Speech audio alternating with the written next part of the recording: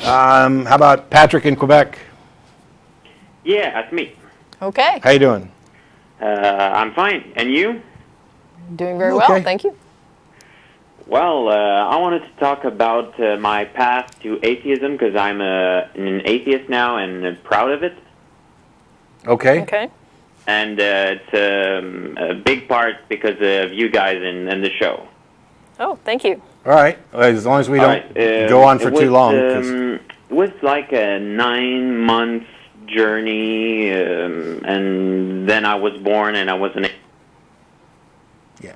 Yep. We're not starting your life story with, but then I was born. And ending with Hairy Platypus, which I'm sure was coming. Yeah. So for the record, the Hairy Platypus call from last week. Years ago, there was a guy who used to prank call the show. Some little kid, he ran a thing called James Calls In. Yeah. He's back, and actually his YouTube channel is back. And I've said before that I don't really mind prank calls. It's really hard to tell until they get to the punchline which calls are prank and which ones aren't. So as long as there's a good conversation. But one of the things people like about the show is, in addition to the debate-like dialogues that we have with theists, is hearing people express what they actually believe. So I'd prefer not to hear people try and parody those. Yeah. And nobody started liking the show because somebody called in for 45 minutes to tell us their life story. Yeah.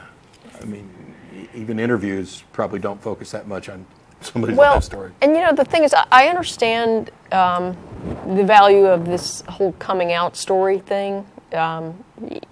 I understand the need to tell these, and in some cases the need to hear them.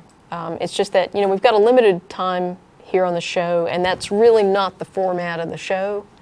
So my recommendation is, you know, if you really need to tell your story, get a blog. You know, write it in a blog, post it on Facebook, tell your friends. Yeah, write a book. And it's worth pointing out, too, because we had this long conversation with John, which on the prompter was supposed to be about morality, and that can turn into a big conversation. It's worth noting that atheism doesn't have any particular position on abortion. Atheism is a position on whether or not there's a God. And so there are atheists and secular humanists and others who would disagree with me on the subject. I'm only speaking for what I think, and same here. The ACA does have a list of position statements, so we're you know, keeping in accord with that. But I'd like to kind of avoid those, I mean, to some extent, because I'm okay talking about, you know, morality and these other things. They tie into it, and there's no denying that religious belief is a very strong indicator of one's position on the abortion issue. And that's why I'm willing to take those calls on occasion. But the same is true for evolution, and, you know, my atheism isn't tied to evolution.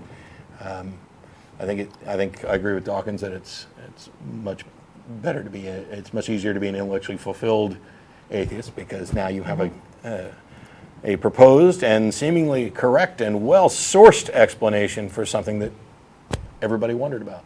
Yeah.